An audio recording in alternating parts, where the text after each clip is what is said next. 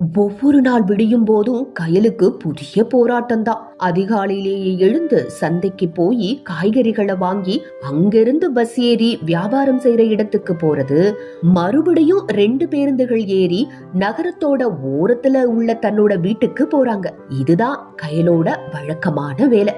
மாசம் 2000 ரூபாய் வெறும் போக்குவரத்து செலவுக்கு மட்டும். இந்த சுமை அவருக்கு கிடைச்ச லாபத்துல ஒரு பெரிய பங்கையே விழுங்கிட்டு இருந்தது.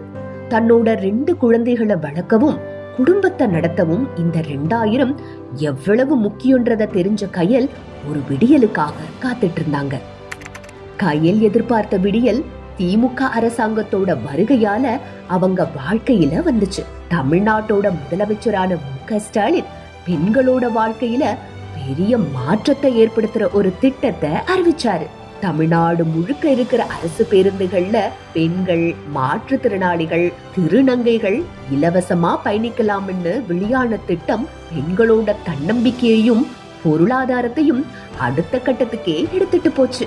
மத்த நாட்களை விட இன்னைக்கு ரொம்ப மகிழ்ச்சியா கயல் பஸ் ஸ்டாப்ல நிக்கிறாங்க. கயல் மட்டுமில்ல, கூட நிக்கிற பெண்கள் கிட்டையும் ஒரு புது நம்பிக்கை தெரியுது.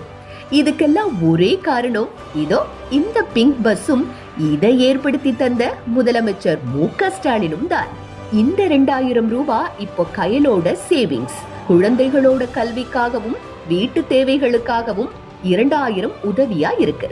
இது பெண்களுக்கு இலவச பயணத்தை மட்டும் தரல, கயல் மாதிரி இருக்கிற பெண்களோட வாழ்க்கையில ஒரு புதிய விடியலை கொண்டு வந்திருக்கு.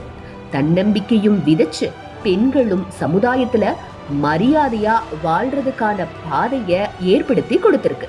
பெண்களோட முன்னேற்றம் நாட்டோட முன்னேற்றம்ன்றத புரிஞ்ச தலைவரால தான் விடியல் பயணம் மாதிரியான திட்டங்களை உருவாக்க முடியும். அவர்தான் நம்ம முதலமைச்சர் முத்துவேல் கருணாநிதி ஸ்டாலின். மகளிர் வாழ்க்கையில் இனி அவர்கள் பெறப்போகிற அனைத்து விடியலுக்குமான தொடக்க பயணமாக இது தொடரும்.